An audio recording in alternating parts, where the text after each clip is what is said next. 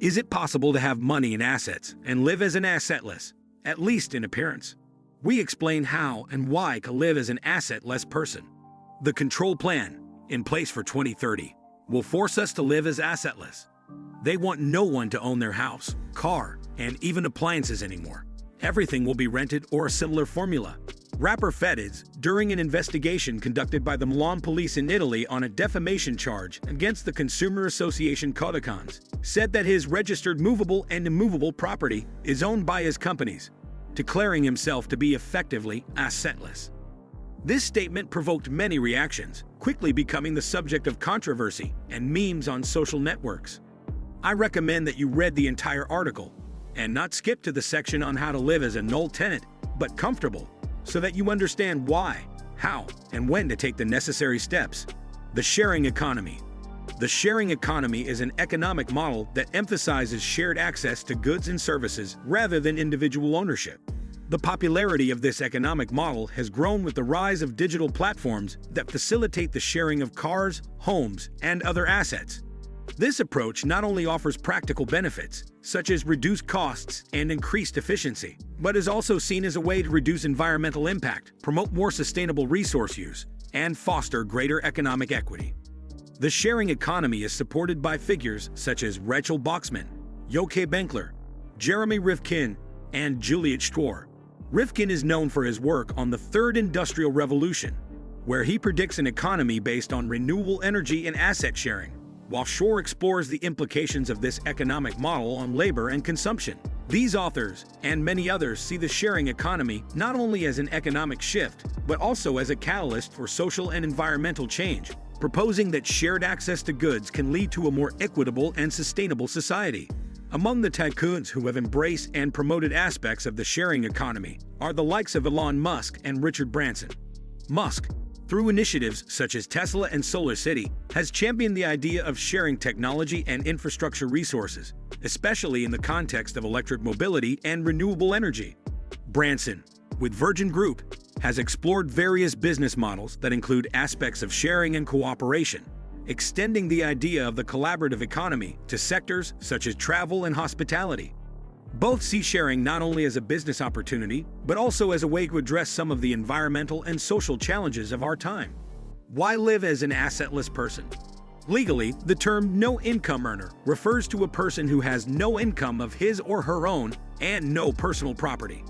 This status implies the absence of a regular job and personal financial or real property.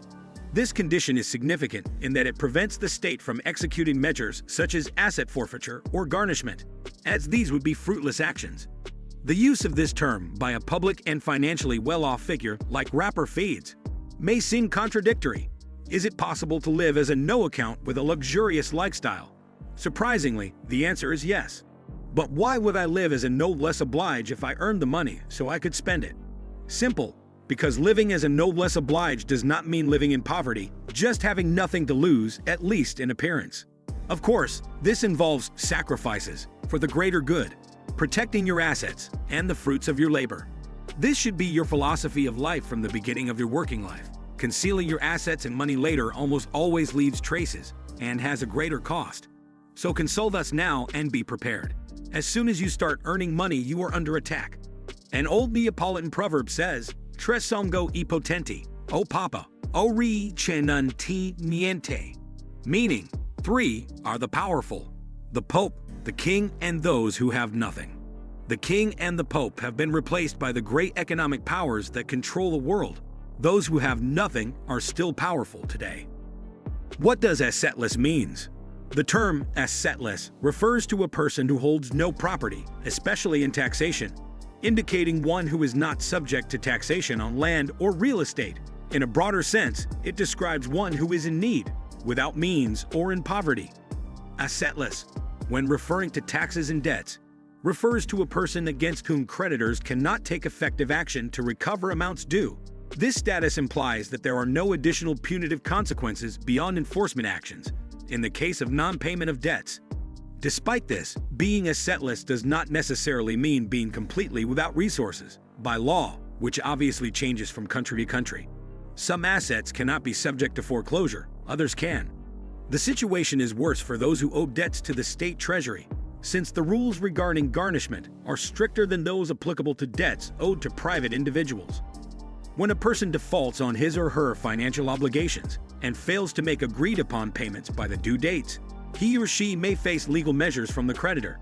These may initially include friendly reminders, followed by court actions, such as injunctive and writs of execution, aimed at forcing the debtor to settle the debt to avoid adverse consequences. The creditor can also seize the defaulting debtor's assets, such as land, houses, or other real estate, and proceed to sell them at auction to recover the money owed. Alternatively, it is possible to garnish wages, pensions, or checking accounts, and in some cases, even insurance. However, the situation becomes more complicated when dealing with a person who is defined as an assetless. A null-tenant, in common and non-technical terminology, is an individual who has no attachable assets and receives no income. The assetless has nothing to lose. If a creditor is assetless, it makes it virtually impossible for creditors to recover sums through garnishment. In such cases, the creditor has few options and can only hope that the debtor's financial situation will change in the future, thus allowing future recovery actions. It is important to note that the opportunity to take action to recover the debt expires, but this deadline can be interrupted by sending a new default notice. Thus, a debt incurred by an individual does not necessarily fall under the statute of limitations if the creditor periodically intervenes to keep the claim active, thus preventing the statute of limitations from expiring. In addition, the debt may persist even after the death of the defaulting debtor, as financial responsibilities may be transferred to the heirs who have accepted the inheritance, either expressly or tacitly. In this situation, the creditor can proceed to seize the assets of the heirs without the need to initiate new legal proceedings. Therefore, even if the original debtor was without assets, the same cannot be assumed for his family members. In addition, the creditor has the option of bringing a revocatory action, which aims to invalidate sales or gifts made by the debtor to evade forced debt recovery. This action can be brought within 5 years of the disputed act and requires a showing of bad faith in the execution of the bargain. Creditors may seek to expose the assetless debtor. In dealing with situations in which a creditor is faced with a debtor apparently without assets, assetless, there are several strategies that investigative agencies recommend to try to recover the debt. It is important to note that so-called assetless may have made maneuvers to conceal their assets, especially if they opted for the assetless strategy after incurring debts. In such cases, investigative agencies track possible dispossessions or transfers of property or hidden assets. Here are some strategies recommended by investigative agencies to deal with situations of assetless debtors. Revocatory action. It is recommended to check with the Land Office Real Estate Registrar or the Internal Revenue Service for a historical mortgage view. This will allow reconstruction of the debtor's ownership changes and detect any donated property. Marital property regime. Check to see if the debtor is married under a community property regime, which allows the 50% shared assets to be attached. In case of apparent separation, a sham can be assumed and challenged. Assets abroad. Check through tax returns whether the debtor has assets or accounts in foreign banks. Rental property.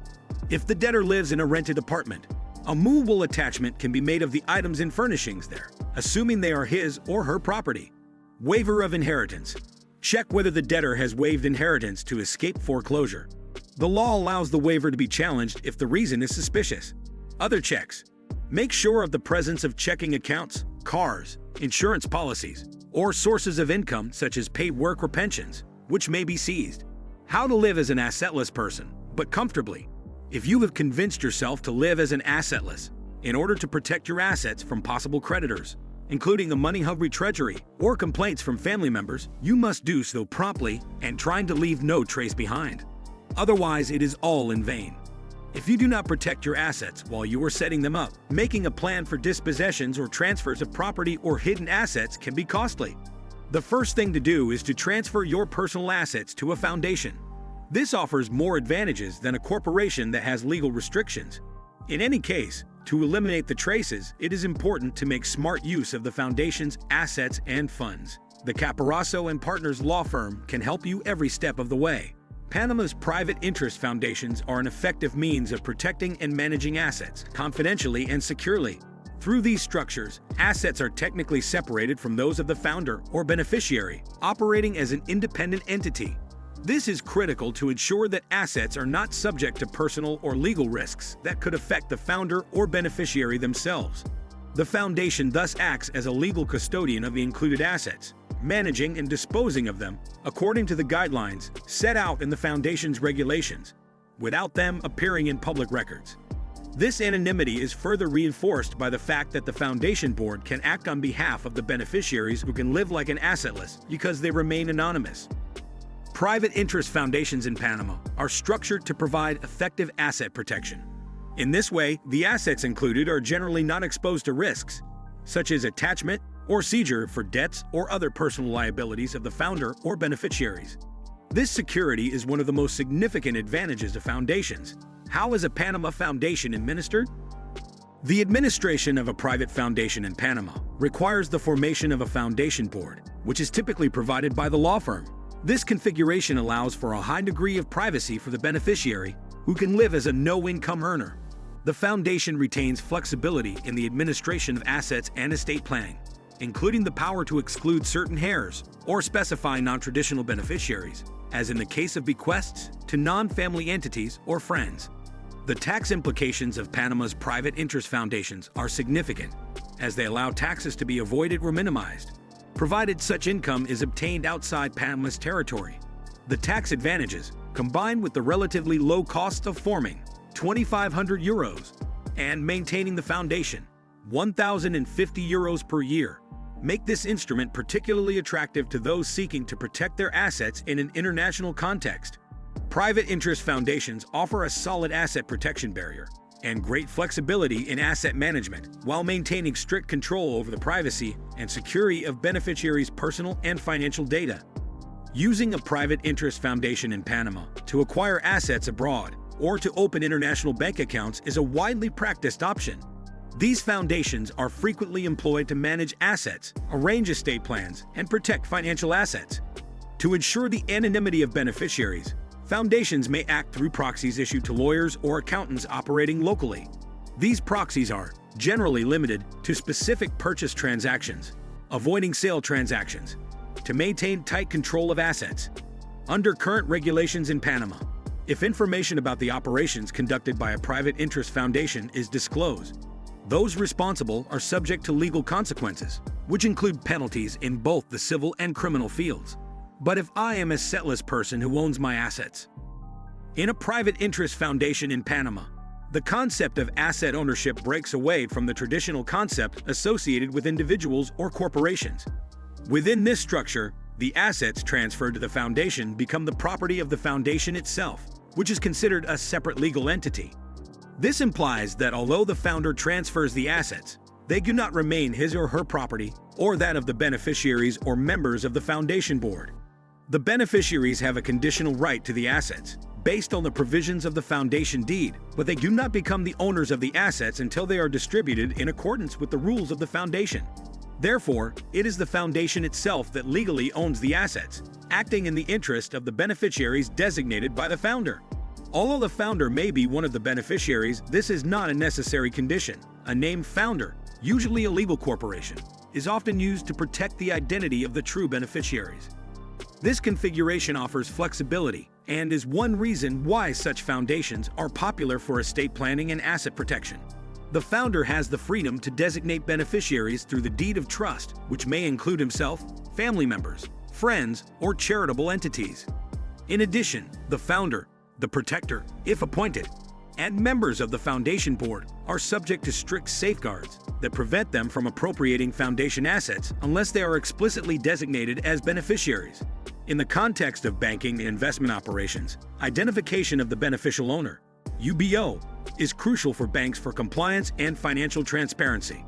This balance between direct control and delegated management ensures that asset management remains in line with the wishes of the beneficial owner while complying with security procedures and applicable regulations. Do you want to live as an assetless person? Consult us.